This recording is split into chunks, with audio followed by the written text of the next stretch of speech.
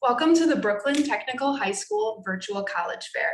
We're so excited to have you participating in this event. We have some fantastic schools here with us today.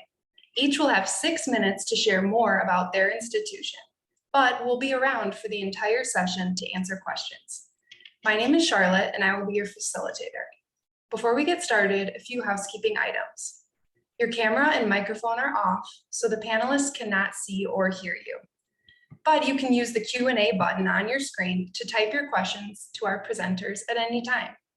This is just one of many different sessions happening, so be sure to check out the schedule on the website. This presentation is being recorded and will be available at strivescan.com/BrooklynTech. I'd now like to turn it over to our first presenter, Babson College. Wonderful. Thank you so much, Charlotte. I'm going to go ahead and share my screen.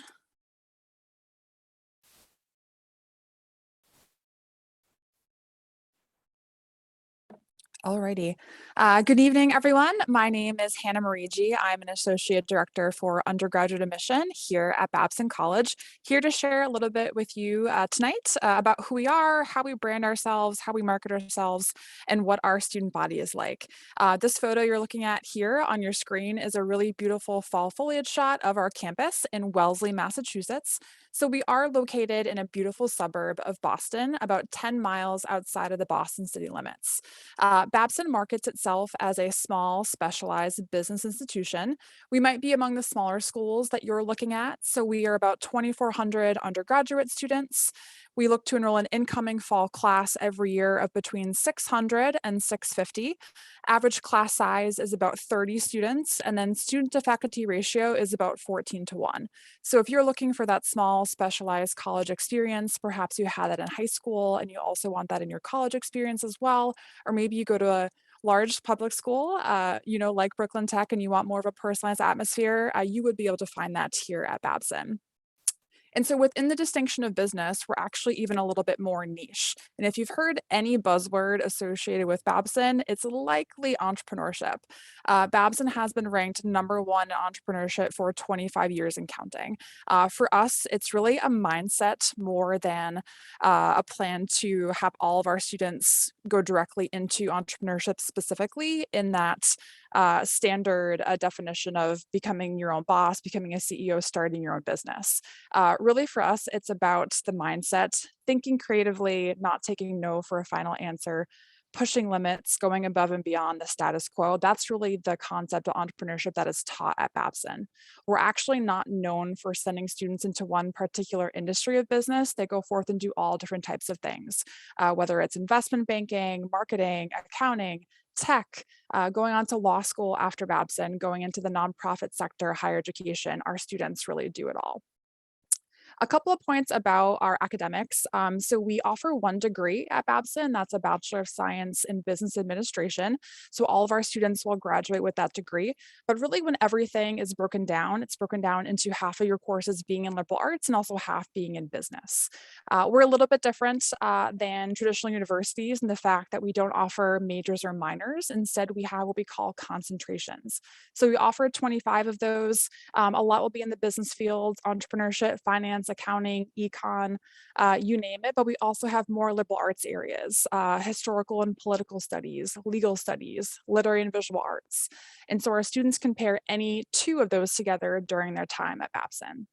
We also are just one of 3 colleges in the town of Wellesley. So we have ourselves, Olin School of Engineering, and also Wellesley College, and our students can cross-register and take courses at the other 2 universities, and they can also have overlap co-curricularly as well. We have a really strong return on investment here at Babson. So internships and full-time employment options, as you can see here, our students do exceptionally well for themselves. And these numbers here you're not seeing, that you're seeing, are not an anomaly. This is really how well our students are doing every year, 6 months out of graduation. So on average, we are employing 99% or higher within 6 months, our graduating class, or having those students attend a graduate program. Average starting salary, which is over $62,000 as well.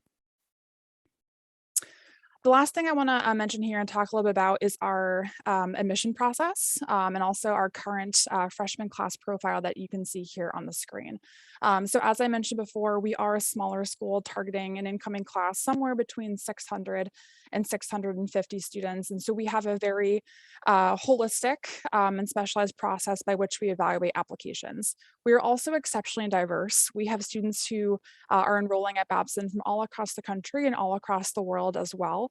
On average, about 30% of our entire population identifies as international. So that's non-US citizens, non-US permanent residents enrolling at Babson, making up about 30% of our student body. And so we do a very deep dive into into high school applications, making sure that we are taking you in the context of your specific school, right? So we are a member of the Common Application that does go live every August 1st. We're looking at all those really important things you're sending to us, right? So your high school transcript, looking at your rigor of curriculum, how well you're doing in those courses, what your school is offering you for courses as well. Hopefully you're taking advantage of the rigor offered to you and doing well in those courses too. The one piece I like to mention about Babson specifically is that being a business institution, we do have a pretty quantitative based curriculum.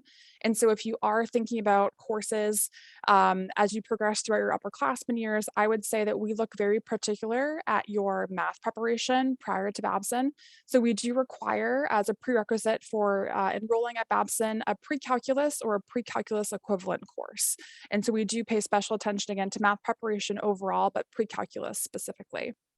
Another point I want to mention here is that we also, within the Common Application, will have you answer a couple of specific questions about Babson, the most important one being what moments or experiences led you to apply to Babson. So just to keep in mind that when applying to any school, schools are going to have you ask and answer a couple of questions about them specifically, and we are one of those schools as well. Hopefully this was a good little taste of who we are as an institution, and thank you so much for being here. Happy to answer any questions in the Q&A. Thank you so much, Babson College, for starting us off. Next will be SUNY Geneseo. Hello, everyone. My name is Sabrina Bramwell from SUNY Geneseo, and I want to thank you all for joining us today, and I will jump right into what I have prepared. Hopefully you can see my screen. Oops. Great. So welcome. I'd like to start by introducing Geneseo just briefly as a town first, and then I'll talk about us as an institution. So the town of Geneseo, New York, we are located in the state of New York. We are in Western New York specifically, and the town of Geneseo is recognized as a National Historic Landmark. There are only 24 of these communities in the United States. And what that means most evidently is that our community is deemed as a space that holds specific historical relevance. As a result, you have a really old-timey sort of charmy feel to the entire community. So you have the oval windows, you have this beautiful fountain in the center of the community. And despite the exterior look, everything is completely up to date inside, but it definitely gives a charmy feel to the entire college town. On Main Street, which is depicted here, you have different dining options like diners, cafes, bakeries, sandwich shops, coffee shops. All of these are owned by families that live in the community, and they serve our larger college student population. But we also have larger, more well-known spaces as well.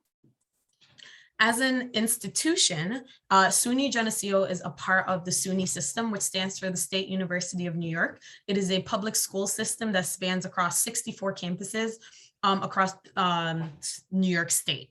All 64 of those have different quantities. Some are community colleges, some are university campuses. Geneseo specifically is known as the Honors College of the SUNY system. We are known for providing a rigorous academic foundation for all of our students. And we have just under 4,800 students on campus, which I like to say is medium-ish, because typically to be considered a medium-sized institution, you're looking at about 4,500 students and up. With that in mind, we have an 18-to-1 student to faculty ratio, and we are a liberal arts institution. So we offer a wide variety of different options for our students to engage in while at Geneseo.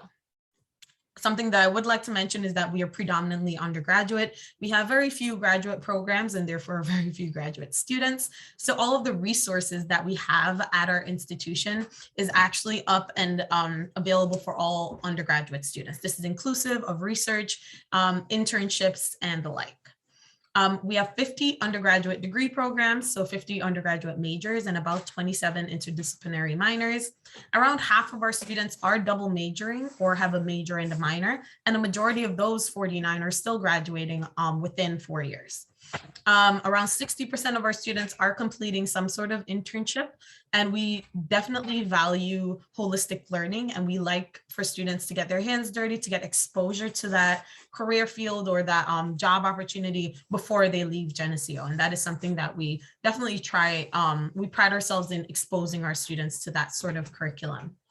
Around 90% of our faculty hold a PhD or terminal degree, and none of our classes are taught by teaching assistants. So the reason that I often like to bring this up is that we like to say that we have faculty that know the most that they can possibly know about the subject that you are being exposed to. And considering that you're paying to come to our institution, we would like to honor that by giving you access to someone who is not only learning about the process, but they're actually contributing back via research. We are a very research heavy campus and actually have a research day every year called Great Day for the past 15 or 16 years, where students have been able to showcase their research and get it published in our Geneseo Journal. We do offer study abroad as well as a variety of on-campus opportunities for students to engage in leadership or just things that they like to do. This is inclusive of over 200 clubs and organizations, 20 varsity Division III sports teams, and a multitude of other programming boards and opportunities for leadership development that's spread across the campus. We do offer study abroad in over 65 countries, more than 1,000 programs, specifically through the SUNY system, because through SUNY, you can work with other institutions to get our students onto areas that we might not have specific access to. But around 40% of our graduates are getting some sort of study abroad experience before they graduate from Geneseo. We do offer on-campus housing as well as meal plans and even a partial health insurance for all students that are staying on campus. And we have options for our off-campus students as well. So really quickly, our admissions information, we do take either the SUNY application or common application or coalition, depending on whichever is most financially feasible for you. We accept at least one letter of recommendation, a transcript, an essay, and extracurricular activities. We engage in holistic review of all applications, meaning we do look at every part of your application and we try to respect your application that you've submitted by looking at everything. And we have an optional family statement.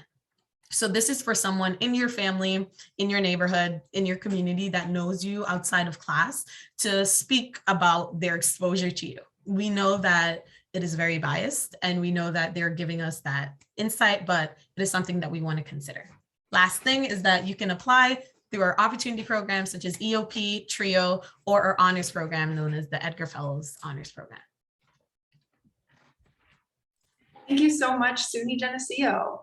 The next presenter will be from University of Massachusetts, Amherst. Hi, everyone. I'm Carolyn. I'm from UMass Amherst. I'm going to pull up some pictures as well. Just give me 1 second here.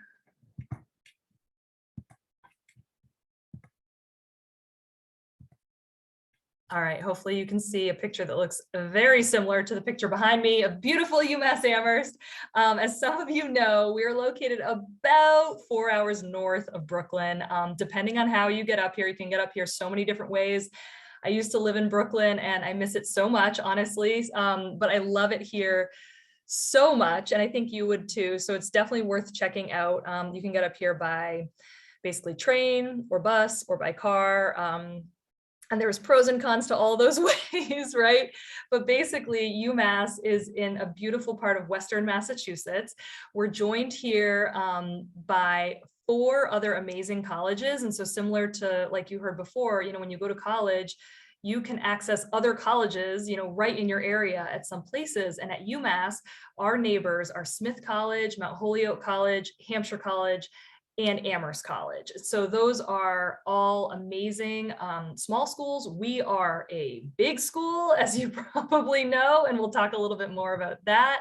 But Amherst, Mass is, that is me starting to time myself so I don't go over. So yes, basically, look, where was I talking about Amherst and how much I love it and how, you know, it is, there's kind of a nice mix of like rural outdoorsy stuff, but also really happening downtown and a lot going on here, and like 30,000 undergrads in a very small area all together having fun. So it's great academically, it's great socially, and it's very beautiful too. So if you like rankings, which most of us admission people don't, but we use them just, you know, because some people like to see them. We are ranked in the top, you know, public universities in the country, and we love that. And we have a ton of research here at UMass. We're a Research 1 university, so you can definitely do research no matter what major you are. All of our professors are required to do and publish top-level research, so a lot of money is coming in for that. Actually, in the state of Massachusetts, we're getting money for research on par with like Harvard and MIT. And so, you know, we're really proud of the research that goes on here, and it's not required, but it is definitely an option for anyone who wants that. And on top of our 23,000 undergrads here at UMass Amherst, we also have about 6,000 grad students. And so that also opens up some of your opportunities. You know, if you want to be starting a master's program early, you know, you can do that here in an accelerated master's program for most of our areas of study. You can also do research with grad students, and network to the extent that you want. And speaking of networking, we have a huge alumni network that hopefully will come in handy for you when you're looking at jobs and everything. So about 300,000 alumni around the world at this moment in time. But my favorite statistic about UMass Amherst, we're ranked #1 in the whole country for our food on campus. So definitely come check that out. Hopefully you enjoy it as much as I do. And academics, you know, huge part of your college choice and your college list. We have these 10 little colleges within the bigger university here at UMass. So depending on what you want to major in, it'll probably be within one of these areas. Be it education or engineering or computer science or the humanities and the fine arts, where you'll find languages and just so many amazing majors like English, history, etc. We have an amazing business school called the Eisenberg School of Management, and we have also a ton of majors within the College of Natural Sciences, where you'll actually find, you know, our two most popular, like at so many other colleges, biology and psychology are in that area. We have an amazing College of Nursing, a fully accredited School of Public Health and Health Sciences. And we have our founding college, the Stockbridge School of Agriculture, I should mention, because that's a little tiny kind of college within the College of Natural Sciences. And last but not least, we have the School of Social and Behavioral Sciences, where you can study and learn about things like political science, legal studies, and so much more. And yes, you can combine all of these things. Yes, you can create your own major. There are so many things to do. You can minor in most of these things if you want to tack on, you know, extra or double major. You can do so much. But the only reason I like to bring this up is when and if you apply to UMass Amherst, we do a sort of unique thing, which is we actually read your application by the major that you think you want to do. And some of the majors are harder to get into than others. And so it's just something that, you know, feel free to talk to an admission counselor or your counselor at school, just to see, you know, what might be a fit for you if you do want to apply here. So that's just something to keep in mind. And finances, so important when you're applying to college and looking, you know, doing your college list, right? Like you really want a good value, you want a good return on your investment. You know, college is going to cost something, if not a lot, depending on where you go. And so we're proud here to be a best value college, or ranked as a best value college in the country. And that doesn't mean that it's nothing to go here, but it just means that it is a good value in terms of the cost and what you get for that. So basically, coming from New York, you're probably going to be looking at the bottom numbers and know that we give a lot of merit money and also need-based money to come off of that amount. So then we also have an honors college, which a lot of people love to hear about. It is it's not really a different part of being at UMass, but just know that it's here in case you are interested in something like that, like a little college within the bigger college, with some small seminars and some really nice housing. So there's no need to apply in specifically, but just know that we have it. You might get invited in. As I said, we have amazing research, but we also have amazing internships and co-ops. And I know I'm running out of time, so I'm just Thank you so much, University of Massachusetts. Bye. Don't worry, we'll have our round robin round at the end. Up next will be Bard College. Thank you so much. I'm just going to get my screen share going. Hi, everyone. My name is Kate Hardy. I'm Senior Associate Director of Admission here at Bard. I'm also a Bard alumna, class of 2007, which I was told recently makes me ancient. So nobody wants to hear about my student experience anymore, but I'm always certainly happy to talk from that perspective as well. This is how to reach me too, if you'd like to stay in touch about Bard afterwards, and I'll be dropping a link in the chat so that you can join our inquiry list if you'd like. I chose this photo super intentionally because it's one of my favorite photos in terms of how much it represents about Bard, and not just on the surface. In the background is a really wonderful space on campus called Manor House, which is one of three manor houses on our campus, actually, that houses students. So it's a residence hall, but it's also a really important social space on campus.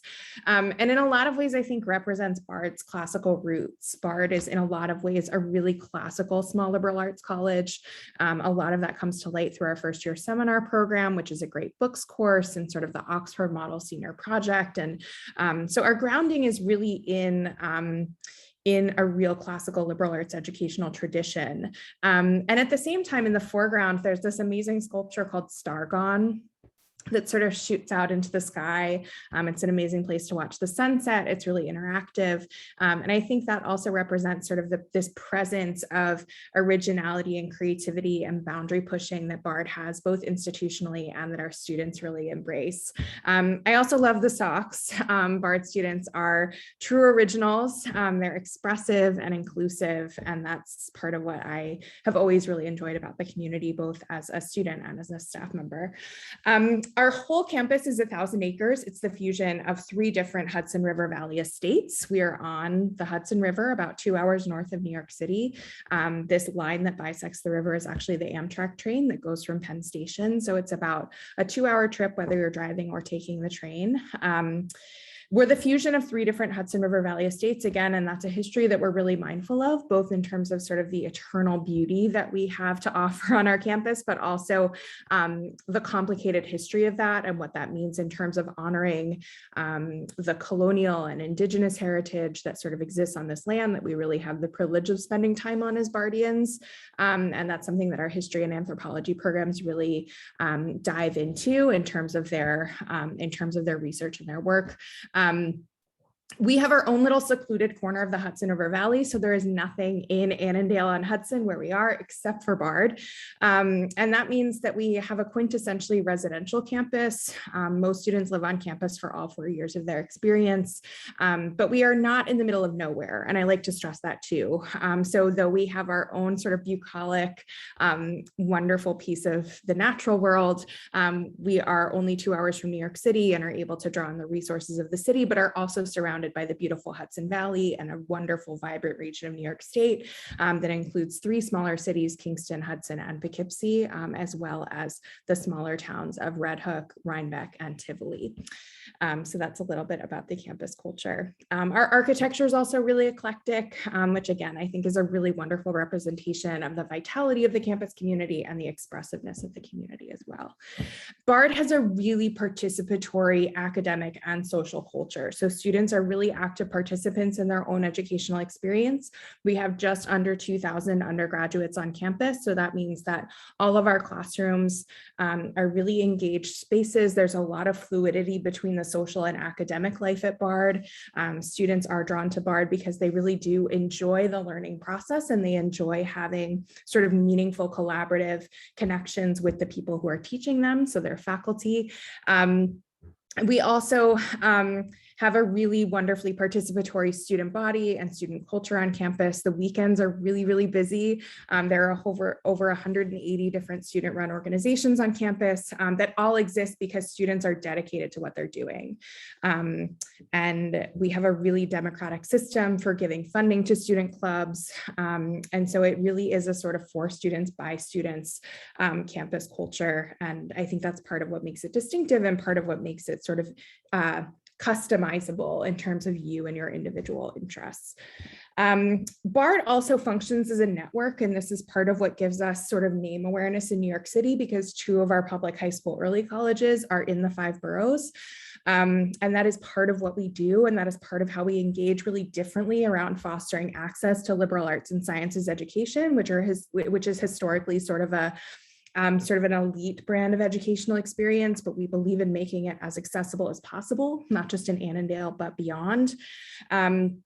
So we also have an international network of campuses. We are a founding campus of the Open Society University Network, and we founded and run one of the largest degree granting prison education programs in the country called the Bard Prison Initiative. There's an incredible documentary about this called College Behind Bars that you can actually watch for free on PBS Learning Media. And social justice is really woven into not just the curriculum, but into sort of student life and civic engagement. And we have a wonderful program called TLS that actually pays students to run their own civic engagement projects and essentially found their own NGOs from the ground up, which is how the Bard Prison Initiative started. It was founded by a sophomore when he was 19. We have a really distinctive core curriculum that involves a senior project, so students making active professional contributions to their fields, as well as a core curriculum in the first year that allows everyone to get acclimated to the liberal arts, a large menu of things that you can study, again, lots of clubs and activities to be involved in, and some unique application processes that I'm happy to talk further about. The most important thing to know is that we have been test optional since the 1970s. You will never see a Scantron sheet at Bard, so why would we ask you to do one as a part of your application process? And it's absolutely free to apply, regardless of how you do it. So I look forward to keeping in touch. Again, I'm going to drop a link in the chat alongside my contact information, and I look forward to keeping in touch with you about all that Bard has to offer. Thanks for having me. Thank you so much, Bard College. Next to present will be the University of Rochester. Hello there, how's it going, everybody? Just 1 second as I do my screen share, which despite all the time that we have been on Zoom, feels like, can I get a thumbs up, Charlotte? Can you see my screen okay? Okay, fantastic, wonderful, Great. thank you. So my name is Erica Padilla, my pronouns are she, her. I'm the Regional Associate Director of Admission for the New York Metro area for the University of Rochester. It's a very long-winded way of saying that I'm your counselor at Tech. I'm actually local, I'm based in the greater New York City area, so I could be accessible to my students, to all of you, to be able to help with questions. And now hopefully that we all are getting closer to being together, we'll have an opportunity to connect in person. To kind of lay the land, the University of Rochester is situated in the city of Rochester. From where all of you are located, it's about a 6-hour ride, or if you take a shuttle flight from JFK LaGuardia airports, it's about a 45-minute shuttle flight to Rochester. You can also, of course, take the train or the Greyhound. We're in an area of Western New York that's also known as the Finger Lakes region, so known for a lot of outdoor, beautiful spaces. I get an opportunity to brag because this is one of my favorite images of campus taken around this time of year on campus. It just shows the natural beauty. The campus is also an arboretum. So as you see behind me, actually, the cherry blossom trees, this is cherry blossom season. So if you come to visit us, definitely walk around campus and have an opportunity to just not just meet the students and look at the facilities, but also take in the sights as you're walking around campus.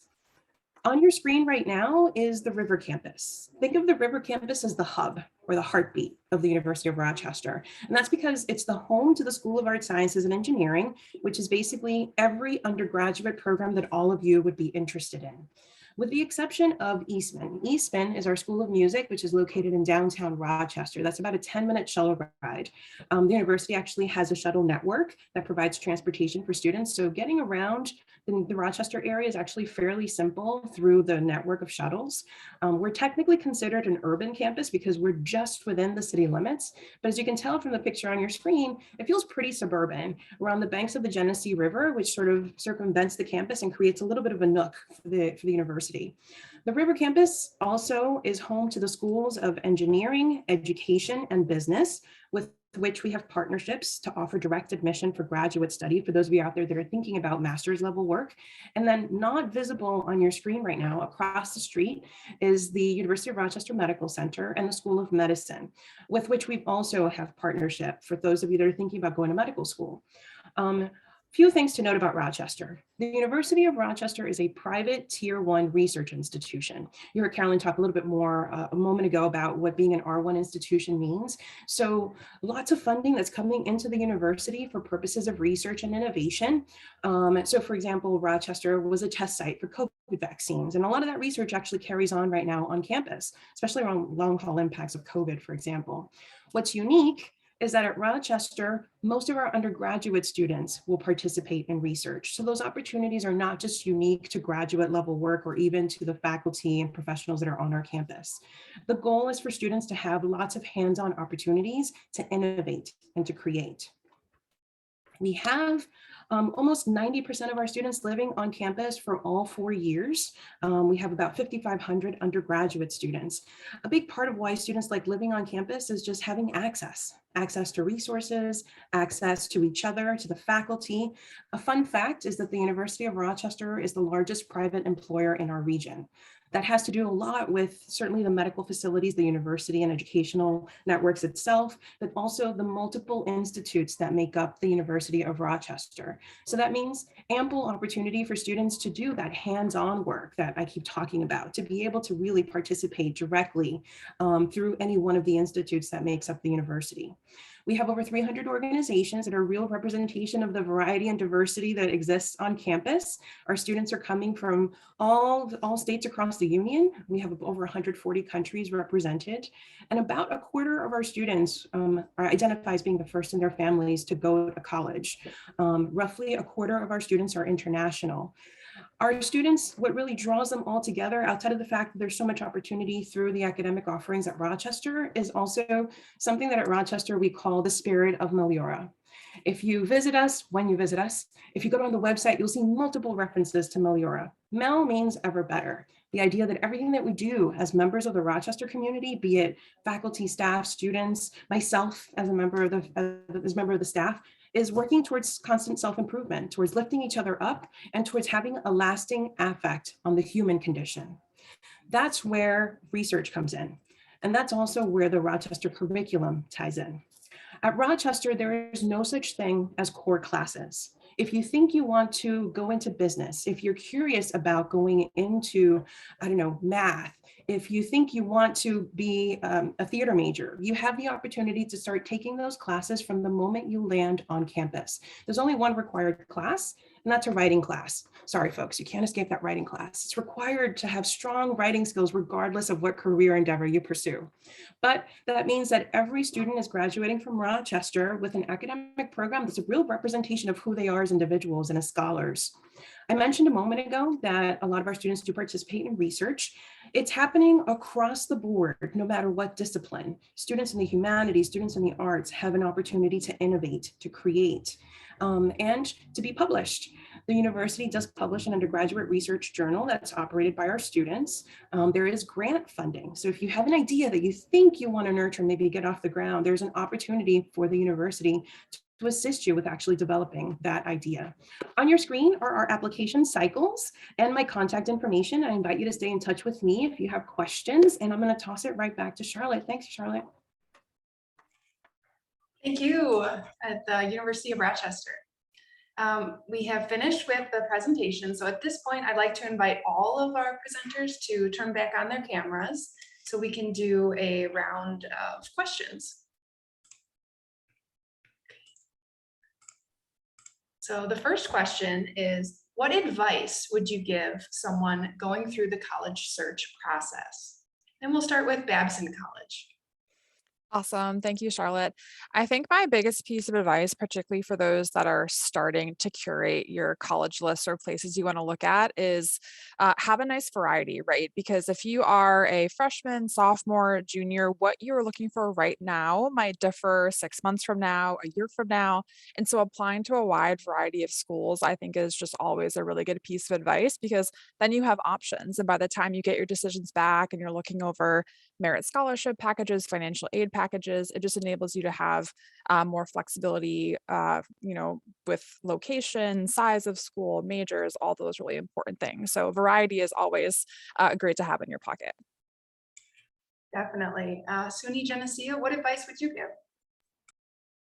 My advice might sound counter to what my colleague just said, but on the other hand, also be honest with things that you definitely know you need, right? In order to be successful in a space that you're going to be studying in, possibly working in, doing research in, or whatever you're doing an internship for, right? So definitely have that variety as it pertains to what kinds of colleges you're looking at, in-state, out-of-state, private, public, all of that, great. But also know whether having a certain amount of students is overwhelming for you or having too little students is overwhelming, right? So trying to find that balance can be a bit tricky, but you'll realize that the more you think about it, it kind of becomes a little easier. You'll start gravitating one way or the other, or maybe all over the place. University of Massachusetts Amherst. And kind of bouncing off both Sabrina and Hannah, I was thinking our group here today is such an awesome mix of places, from that, just what Sabrina was saying, like you see the difference in size, the difference in public and private and location, in-state and out-of-state. But also you see some of the similarities, what we were saying, that a few things run through so many colleges in common. And so I just think that is such great advice to keep remembering, that as overwhelming as this search can be, because there's so many schools out there, there truly is there's more than one place you're going to be so happy. And so just trying to keep, know yourself, but also keep an open mind to some stuff that's out there you might not even know about. Great. Bard College? I'm just going to build on echoing what everyone else has said and also just add that you're already doing the right things. You're here today. You're one of a select few. This is not the whole population of the senior class at Brooklyn Tech High School. I will tell you that. I know that. And you are all smart and enterprising young people. That's what got you to a specialized high school at the end of the day. And you will all have amazing choices, but the more intentional you can be about those choices and the more thoughtful you can be about making sure that every single college you apply to is a place where you can see yourself being happy, the better off you will be at the end of this process and at the end of the day. Definitely. And University of Rochester, what advice would you give? I totally want to echo what everybody has said so far, especially the idea that I do not subscribe to the idea that there is the perfect school. I think there are going to be many perfect schools where you will be 100% happy, successful, and do everything that you want to do in life. So that's first and foremost. Despite all of the separation and perhaps distancing that has happened as a result of COVID, an unintentional outcome has been a lot of these opportunities that are happening, be it virtually or through hybrid models. So these are still happening, and they provide students, much like yourself, an opportunity to really get to know schools that are well beyond the scope of New York. I've met with students that are coming from all parts of the country and overseas because there's so many things that are available to you, including faculty, departments on campus that probably wouldn't be available to you if you were to set foot on campus. So definitely maximize those. And I'm totally going to steal an idea from a colleague that shared it at another session. You don't have to have it all figured out. Sometimes a really good starting point is to think about all the things that you don't want in a college and build from there. Everything else will fall into place.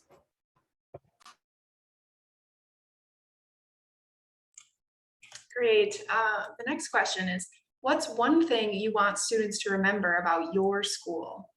So again, Babson College, can you start us off? Of course.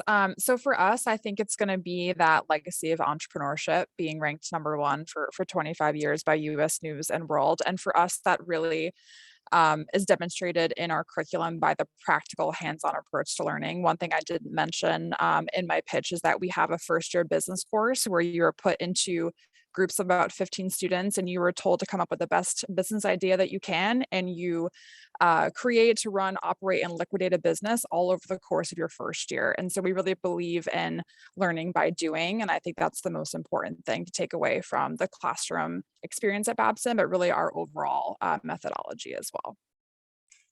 Thank you. SUNY Geneseo?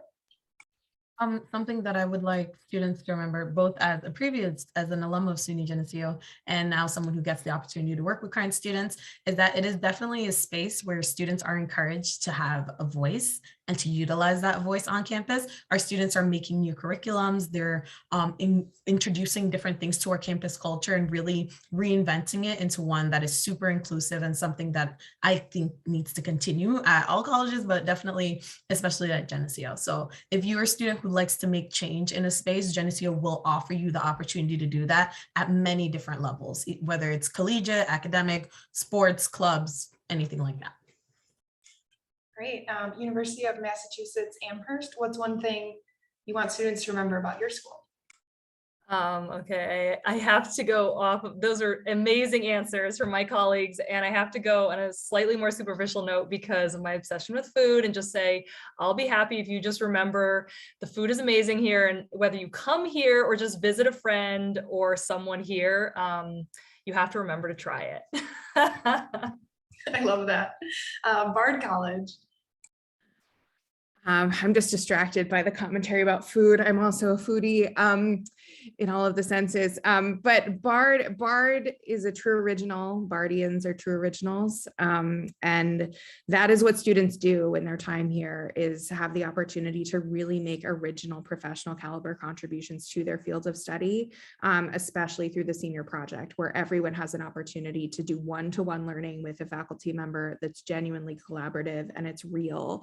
And that's part of why Bard students go on to make such an impact in the world beyond Bard as well. And that's very different from Brooklyn Tech, to have that kind of individualized collaborative educational experience. University of Rochester? You have to remember me. Just kidding. Thank you for laughing. Sorry. I think we'll definitely remember us, because I think a big part of what we don't talk about often is that we're accessible, we're available, we're resources to all of you, and hopefully you'll reach out to us with questions. Where Rochester is concerned, I spoke before about the Rochester curriculum, which is super, super exciting, but I realize also incredibly nerve-wracking. This idea that you get to make decisions on your own is completely polar opposite to everything you've experienced in high school. So as nerve-wracking as it is, it does present students with an opportunity to really navigate their academic experience and truly be enterprising and creative with the things that they get to do. It also means a lot of room to be yourself, and that's the ultimate goal of the program. So I'm going to drop in the chat a link to kind of walk you a little bit more through the curriculum, but I think that's probably the most notable thing right off the top of my head. All right, I think we have just enough time to do one more question.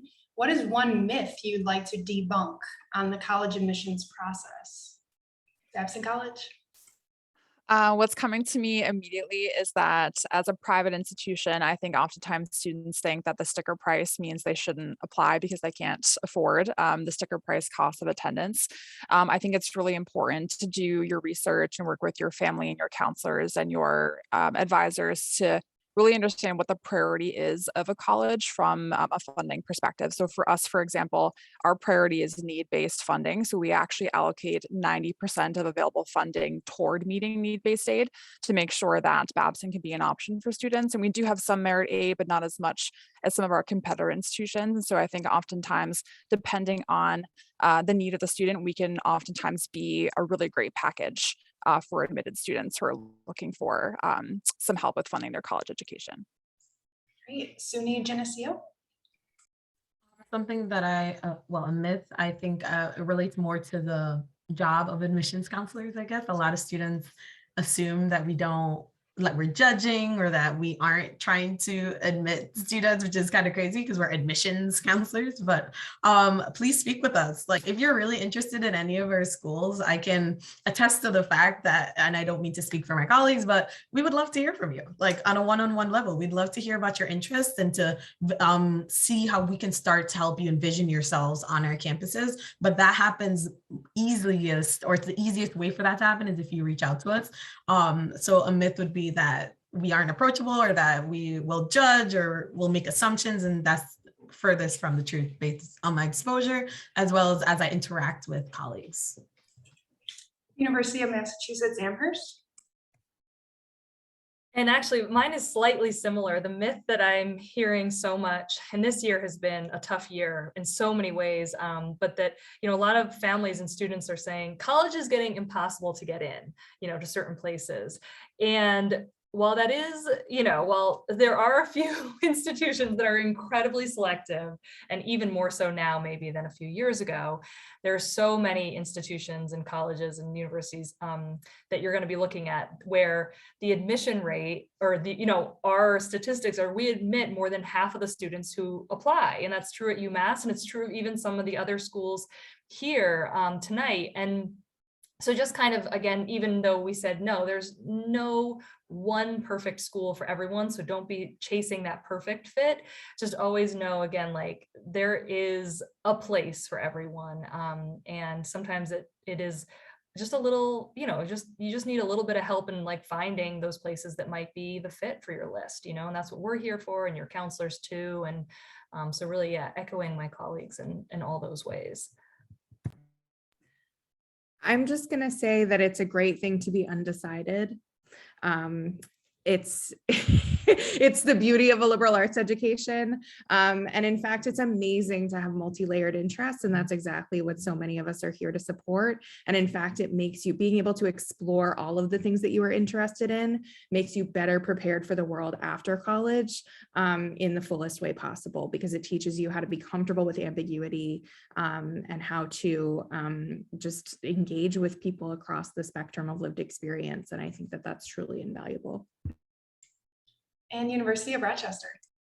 I don't know if it's so much a myth, but I want to empower all of you to ask questions. And particularly when it comes to programs like this, or be it an in-person college fair, you'll hear lots of buzz phrases in admissions, and admissions is full of acronyms that we love to throw around and often forget to explain.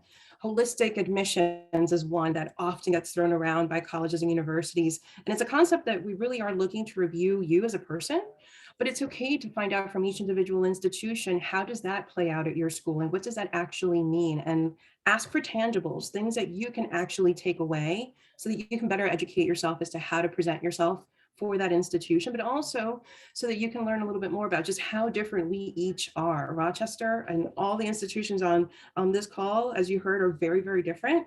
And a lot of what you'll hear from schools is it depends. One thing will not be the same at another institution. So I empower all of you to ask questions and to stay in touch with all of us. And I want to thank Charlotte for being a wonderful facilitator and for moderating today. Oh my goodness. Well, thank you to all of you. I thought this was a great session. I learned a lot, and I hope that all of you did as well. So when you close this window, there will be a link to a very quick 5-question survey, and we'd appreciate any feedback you can provide. We encourage you to check back to the schedule and sign up for more sessions. There are more sessions tonight as well as tomorrow and throughout the week. You'll be able to find this session's recording as well as the other session recordings at strivescan.com/BrooklynTech. Thank you. Bye, everyone.